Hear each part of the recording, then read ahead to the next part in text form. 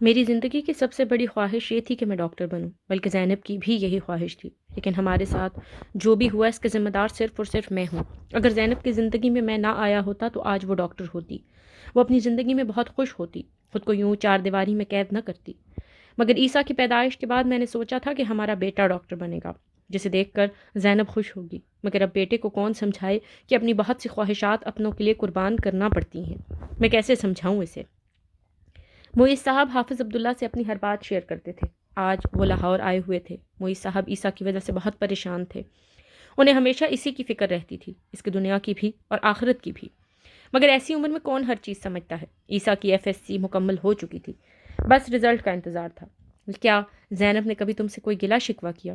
کیا اس نے کبھی تم سے یہ کہا کہ وہ تمہارے ساتھ خوش نہیں ہے؟ حافظ عبداللہ نے پوچھا۔ نہیں، اس نے کبھی مجھ سے کوئی گلہ شکوہ نہیں کیا، ہمیشہ میرا ساتھ دیا ہے، کیونکہ شاید اب اس کے پاس اور کوئی راستہ نہیں بچا، شاید وہ مجبور ہے، لیکن کبھی کبھی وہ بہت اداس رہتی ہے، جس سے مجھے بہت تکلیف ہوتی ہے۔ معیز صاحب کا دل بھر آیا تھا۔ اداسی کا کیا ہے، انسان تو کبھی کبھی بلا وجہ بھی اداس ہو جاتا ہے۔ تم دونوں اتنے سالوں سے ایک ساتھ ہو، کیونکہ تم دونوں ایک دوسرے کے ساتھ بہت خوش ہو۔ وہ اپنوں کو یاد کر کے انسان اداس ہو ہی جاتا ہے، اس میں کیا بڑی بات ہے؟ اور اللہ اپنے نیک بندوں کو ہی آزمائش میں ڈالتا ہے، اور اگر وہ اس آزمائش میں کامیاب ہو جائیں تو سکون ہی ان کا مقدر بن جاتا ہے۔ تم یہی سمجھو کہ ابھی تمہاری آزمائش ختم نہیں ہوئی، اور جہاں تک بات رہی عیسیٰ کی تو اسے میں سمجھا لوں گا۔ حافظ عبداللہ نے انہیں تسلی دی۔ آپ اسے کیا سمجھائیں گے؟ وہ نہیں سمجھے گا۔ جتنا ان 2 سالوں میں اس نے پڑھا ہے اتنے اس نے پچھلے 10 سالوں میں بھی نہیں پڑھا ہوگا، صرف اس لیے کہ میں نے اس سے کہا تھا اگر اچھے مارکس لیے تو ہی آرمی میں جانے کی اجازت دوں گا، اور مجھے پورا یقین ہے وہ بہت اچھے مارکس لے گا۔ میں مزید اس کے ساتھ زبردستی بھی نہیں کر سکتا، وہ اتنی آسانی سے نہیں مانے گا۔ معیز صاحب صرف زینب بیگم کے لیے یہ سب کرنا چاہتے تھے۔ دیکھو معیز، ہر چیز کا ایک وقت ہوتا ہے۔ انسان کی زندگی سے جڑی بہت سی ایسی باتیں ہوتی ہیں جو وقت کے ساتھ ساتھ ہمارے علم میں آتی ہیں، اور مجھے لگتا ہے عیسیٰ کو بھی کچھ باتیں بتانے کا وقت آ گیا ہے۔ اس سے پہلے کسی اور ذریعہ سے پتہ چلے تو میں اسے بتا دینی چاہیے۔ وہ اب بڑا ہو گیا ہے، بہت سمجھدار ہے، مجھے یقین ہے وہ سمجھ جائے گا۔ حافظ عبداللہ نے تو معیز صاحب کو پریشان دیکھ سکتے تھے اور نہ ہی عیسیٰ کو، مگر زندگی میں ایک بار تو سب کو ٹوٹنا پڑتا ہی ہے۔ مجھ میں اتنی ہمت نہیں کہ اسے کچھ بتا سکوں۔ معیز صاحب سر جھکائے بیٹھے تھے۔ ٹھیک ہے، کچھ نہ بتاؤ، لیکن میں اسے ضرور سمجھاؤں گا۔ تم پریشان نہ ہو، جو بھی ہوگا بہتر ہی ہوگا۔ حافظ عبداللہ نے ان کے شانے پر ہاتھ رکھتے ہوئے دلاسا دیا۔ معیز صاحب سر اس بات میں ہلاتے ہوئے اٹھ کھڑے ہوئے۔ وہ عشاء کی نماز کے بعد کافی دیر باتیں کرتے رہے تھے، اب ان کو گھر جانا تھا۔ عیسیٰ نماز کے فوراً بعد ہادی کی طرف جا چکا تھا۔ صبح جب اس کی آنکھ کھلی تو مارگریٹ کمرے میں موجود نہیں تھی۔ اس نے پردے ہٹا کر کھڑکی کھول کر باہر جھانکا۔ سورج کی چمکتی کرنیں اس کی آنکھوں میں چبھی نہیں۔ اس نے نیچے لان کی طرف نظریں جھکائیں جہاں اسٹیفنس اور مارگریٹ برا جمان تھے۔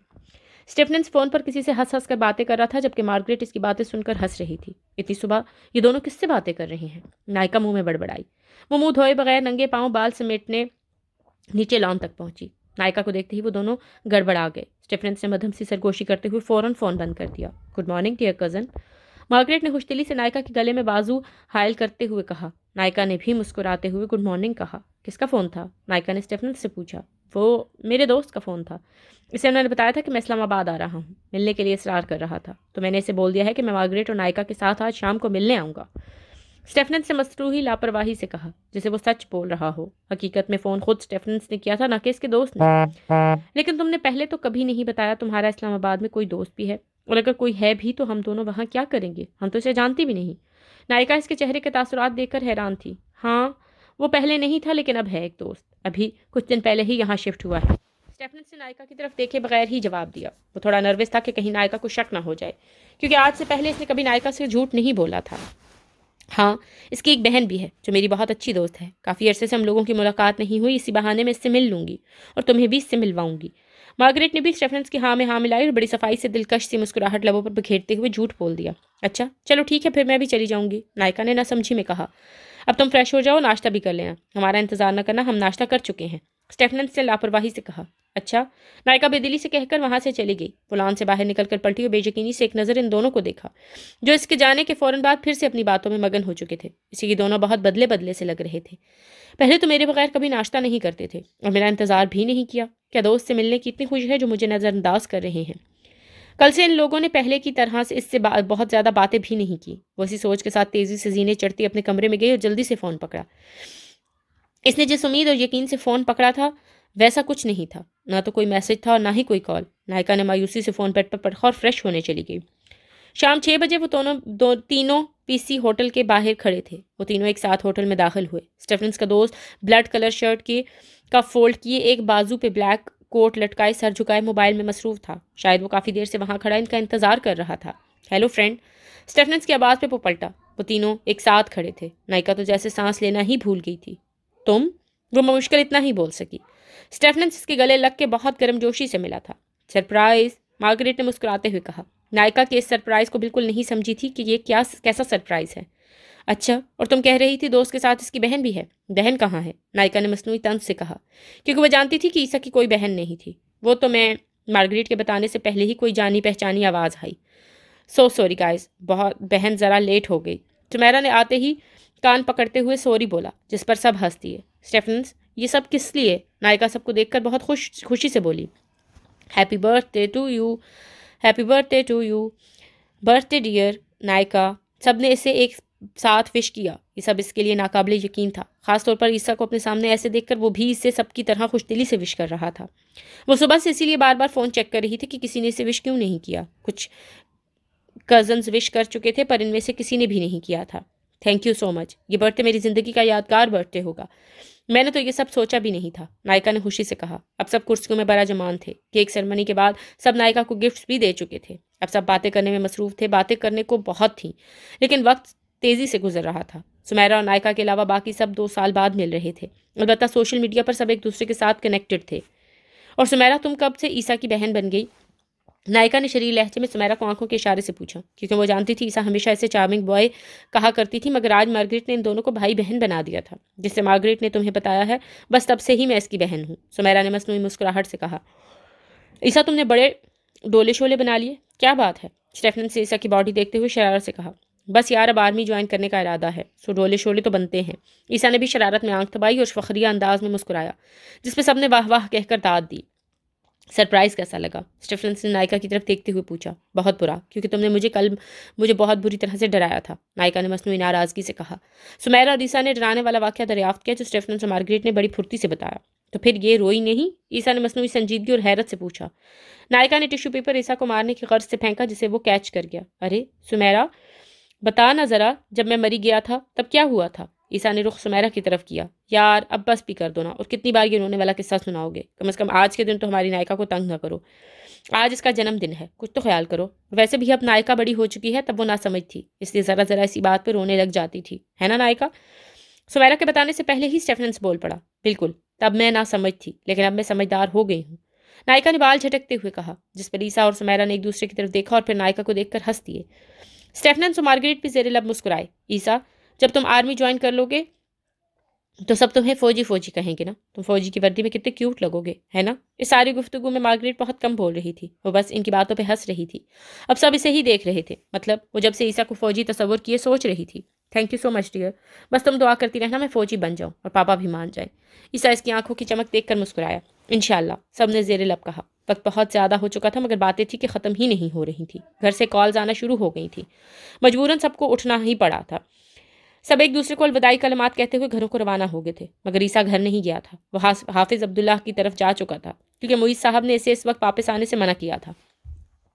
وہ سب ایک جیسے تھے، باتیں ایک جیسی، انسان ایک جیسے، پڑھنا لکھنا ایک جیسا، رہن سہن ایک جیسا. اگر کچھ مختلف تھا تو صرف ایک مذہب، باقی سب تو ایک جیسا تھا. مختلف چیز پر بحث کرنے سے بہتر ہے بندہ اس چیز کو نظر انداز کرے، جو کہ وہ سب کر رہے تھے. آخر دوستی کا سوال تھا، صرف ایک چیز کی خاطر دوستی تو خراب نہیں کر سکتے تھے. وہ مختلف چیز جس کے بارے میں اگر سوچا جائے تو یقیناً بہت خاص چیز تھی، مگر سوچنا کون چاہتا تھا؟ آخر انسانیت نام کی بھی تو کوئی چیز ہے. بھائی، میں سچ کہہ رہا ہوں، آج میں واقعی میں بے ہوش ہو جاؤں گا. یار بھائی، اس بار تو آپ نے ہادی بھائی کو بھی پیچھے چھوڑ دیا. اس بار پھر سے معاذ عیسیٰ کا رزلٹ دیکھ کر چونکا تھا. مجھے یقین ہے تم بے ہوش نہیں ہوگے، مگر میں ضرور بے ہوش ہو جاؤں گا. میں یہ کیسے کر سکتا ہوں؟ عیسیٰ خود اپنے مارکس دیکھ کر شوق میں تھا کہ وہ اتنے اچھے مارکس کیسے لے گیا. شام کا وقت جب دونوں بھائی لان میں کھڑے معیز صاحب کا انتظار کر رہے تھے. کچھ دیر بعد وہ بھی گھر کے اندر داخل ہو چکے تھے.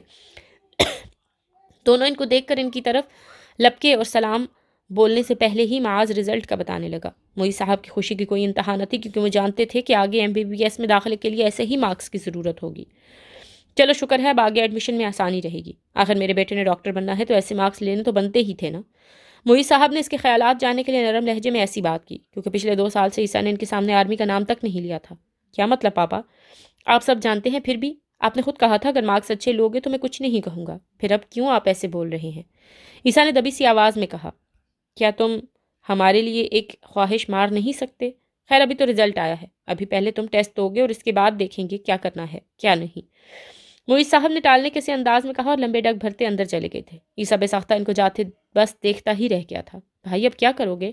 معاذ نے سرگوشی کی، مطلب یہ لوگ ایسے نہیں مانیں گے تو پھر ٹھیک ہے، جاؤ اور اپنے ماں باپ کو بتا دو جا کے، آج کے بعد ان کا بڑا بیٹا مر چکا ان کے لیے، میں ہمیشہ کے لیے گھر چھوڑ کر جا رہا ہوں اور اس بار میں واپس کبھی نہیں آؤں گا۔ اگر میری کسی کو پرواہ نہیں تو مجھے بھی کسی کی پرواہ نہیں۔ عیسیٰ اپنا ضبط کھو بیٹھا تھا، غصے سے اس کی آنکھیں سرخ ہو رہی تھی۔ لیکن بھائی میں اکیلا یہاں کیا کروں گا؟ اس کا غصہ دیکھ کر اس بار معاذ بھی بہت ڈر چکا تھا۔ تم بھی وہی کرو جو تمہارا دل کرتا ہے، بائے فار ایور۔ عیسیٰ یہ کہہ کر لمبے ڈگ بھرتا باہر چلا گیا اور معاذ بھی اسی رفتار سے اندر کی جانب بھاگا۔ ماما پاپا جلدی سے یہاں آئے، معاذ پھولتی سانس سے چیخا۔ کیا بات ہے، کیوں اتنا شور مچا رہے ہو؟ زینب بیگم کچن سے بھاگتی ہوئی آئیں۔ معیز صاحب بھی اس کی آواز سنتے ہی کمرے سے باہر آئے۔ ماما وہ بھائی گھر چھوڑ کر چلے گئے ہیں ہمیشہ کے لیے، اب وہ کبھی بھی واپس نہیں آئیں گے۔ معاذ نے عیسیٰ کو جس حالت میں دیکھا تھا اس کے بعد وہ واقعی بہت ڈر گیا تھا، کہیں وہ اپنے ساتھ کچھ غلط نہ کر بیٹھے۔ اللہ نہ کرے کہاں چلا گیا گھر چھوڑ کے؟ ابھی کچھ دیر پہلے تو ہم تمہارے ساتھ تھا، اچانک اسے کیا ہوا جو ایسے بول رہے ہو؟ بتاؤ کہاں گیا؟ زینب بیگم پریشانی سے نڈھال بولی۔ کچھ دیر پہلے گھر تھے لیکن اب نہیں ہیں، کیونکہ اب پاپا گھر آ گئے ہیں، آگے آپ خود سمجھ جائیں۔ معاذ کہہ کے صوفے پر بیٹھ گیا اور زینب بیگم معیز صاحب کو گھورنے لگی۔ پریشانی کی کوئی بات نہیں، پہلے بھی کئی بار گھر چھوڑ کر گیا ہے، آج بھی مسجد میں ہی ہوگا، میں اسے رات کو واپس لے آؤں گا۔ معیز صاحب نے بڑے اطمینان سے زینب بیگم کو تسلی دی۔ جی نہیں، اس بار وہ واپس نہیں آنے والے، وہ بہت غصے میں گئے ہیں اور ساتھ یہ بھی کہہ کر گئے ہیں کہ آج کے بعد میں آپ لوگوں کے لیے مر چکا ہوں۔ معاذ نے پھر سے تفصیل بتائی۔ بکواس بند کرو اپنی، آپ اسے فون کریں اور فوراً گھر بلائیں۔ زینب بیگم نے معیز صاحب سے التجا کی۔ ان کا موبائل ان کے کمرے میں ہے، معاذ نے بتایا۔ معیز صاحب نے زینب بیگم کو تسلی دی اور یقین دلایا کہ وہ رات کو عشاء کے بعد اسے اپنے ساتھ لے آئیں گے جب تک اس کا غصہ بھی ٹھنڈا ہو جائے گا۔ وہ پچھلے آدھے گھنٹے سے مسجد میں آخری صف پر بیٹھا، گھٹنوں کے بل بازو حمائل کیے، اپنا منہ چھپائے دیوار کے ساتھ ٹیک لگائے حافظ عبداللہ کے انتظار میں تھا۔ وہ جو اس کی موجودگی سے بے خبر نوافل ادا کرنے میں مصروف تھے۔ نوافل ادا کرنے کے بعد اب وہ عیسیٰ کو یوں بیٹھا دیکھ کر اس کے بالکل سامنے جا بیٹھے۔ لگتا ہے آج پھر سے اپنے باپ سے جھگڑا کر کے آئے ہو۔ حافظ عبداللہ نے نرمی سے کہا، میں نے کسی کے ساتھ کوئی جھگڑا نہیں کیا۔ عیسیٰ نے بڑائی ہوئی آواز میں کہا، جس کی آواز اور آنکھیں بتا رہی تھی جیسے وہ رو رہا تھا۔ تو پھر کیا ہوا ہے؟ کیوں رو رہے ہو؟ بتاؤ، کسی نے کچھ کہا ہے؟ حافظ عبداللہ اس کی حالت دیکھ کر پریشان ہو رہے تھے۔ انکل، پاپا چاہتے ہیں میں ڈاکٹر بنوں، لیکن مجھے ڈاکٹر نہیں بننا۔ عیسیٰ سیدھا ہو کر ان کے سامنے بیٹھ گیا۔ بس اتنی سی بات کے لیے ہلکان ہو رہے ہو تو نہ بنو ڈاکٹر، جیسے اب تک پاس ہوتے آ رہے ہو ویسے ہی آگے جان بوجھ کر فیل ہوتے جانا۔ ایسے کیا دیکھ رہے ہو؟ اب میں تمہیں یہ تو نہیں کہہ سکتا نا کہ اپنے ماں باپ کا کہا نہ مانو۔ عیسیٰ اس کی بات پہ حیرت سے انہیں دیکھ رہا تھا۔ ماں باپ نہیں، صرف باپ، بس وہی ایسا چاہتے ہیں۔ عیسیٰ نے بے رخی سے کہا، کیا تم نے کبھی بھی ان سے پوچھا ہے کہ وہ کیوں ایسا چاہتے ہیں؟ نہیں نا۔ دیکھ بیٹا، سادہ الفاظ میں اگر تمہیں سمجھاؤں تو بات یہ ہے کہ تمہیں ہمیشہ اپنی نظروں کے سامنے رکھنا چاہتے ہیں۔ آخر تم ان کے اکلوتے بیٹے ہو اور تمہیں شاید پتہ نہیں وہ تم سے کتنی محبت کرتے ہیں۔ حافظ عبداللہ اسے بہت پیار سے کچھ بتانا چاہتے تھے جو اب بتانا ضروری سمجھتے تھے، لیکن عیسیٰ کو سمجھ نہیں آئی کہ وہ ایسا کیوں بول رہے ہیں۔ لیکن اس کے کانوں سے دھواں تو ایک بار سن کے نکل گیا تھا۔ اور معاذ؟ عیسیٰ نے سوالیہ نظروں سے اس کی طرف دیکھا جو اب نظریں جھکائے ان کے سامنے بیٹھے تھے۔ ہماری زندگی سے جڑی بہت سی ایسے باتیں ہوتی ہیں جن کا انکشاف وقت گزرنے کے ساتھ ساتھ ہوتا ہے، اور تمہاری زندگی میں ایسا کوئی موڑ نہیں آیا تھا کہ تمہیں یہ سب بتانا ضروری ہوتا، لیکن اب تمہیں بتانے کی ضرورت ہے، جسے تمہیں بہت بہادری سے سننا پڑے گا۔ جب تم بہت چھوٹے تھے تب ایک سال معیز صاحب اسلام آباد میرے ساتھ رہے تھے تاکہ تم جامعہ میرے ساتھ رہو، اور تمہارا زیادہ وقت میرے ساتھ ہی گزرتا تھا۔ کئی روز تم میرے ساتھ ہی سوتے تھے۔ اسی دوران معیز صاحب نے معاذ کو اڈاپٹ کیا کیونکہ زینب پھر سے ماں نہیں بن سکتی تھی۔ ایسے تمہارا بھی اکیلا پن دور کیا جا سکتا تھا۔ حافظ عبداللہ ابھی بول ہی رہے تھے کہ عیسیٰ نے ایک اور سوال کیا، اور کیا کیا چھپایا ماما بابا نے مجھ سے؟ مطلب میرا کوئی سگا بھائی بھی نہیں ہے تو میں اسے اپنا سگا بھائی سمجھتا تھا۔ مطلب اگر معاذ نہ ہوتا تو میں اکیلا ہوتا، میرا کوئی سوتیلا بھائی بھی نہ ہوتا۔ عیسیٰ کے آنسو حلق میں اٹک کر رہ گئے تھے، آنکھیں پانی سے بھر آئی تھیں۔ ان لوگوں نے تم سے کچھ نہیں چھپایا، مگر ہر بات بتانا بھی ضروری نہیں ہوتی۔ تمہارے ماں باپ بھی ڈاکٹر بننا چاہتے تھے، مگر انہوں نے ایک دوسرے کے لیے اپنا سب کچھ چھوڑ دیا، اور یہ سب تب ہوا جب وہ لوگ لاسٹ سٹیج پہ تھے۔ بس ایک ڈگری ان کے ہاتھ لگنا رہ گئی تھی، لیکن ان لوگوں کو یونیورسٹی سے نکال دیا گیا اور پاکستان بھیج دیا گیا، مگر ان لوگوں نے اف تک نہیں کی۔ لیکن تمہارے ساتھ تو ابھی ایسا کچھ ہوا ہی نہیں، اور نہ ہی تمہارے ماں باپ چاہتے ہیں کہ تمہارے ساتھ ایسا کچھ بھی ہو۔ وہ جانتے ہیں تمہارے لیے آرمی جوائن کرنا کتنا مشکل ہے۔ حافظ عبداللہ بولتے جا رہے تھے اور پھر سے اپنا منہ چھپائے بس سنتا جا رہا تھا۔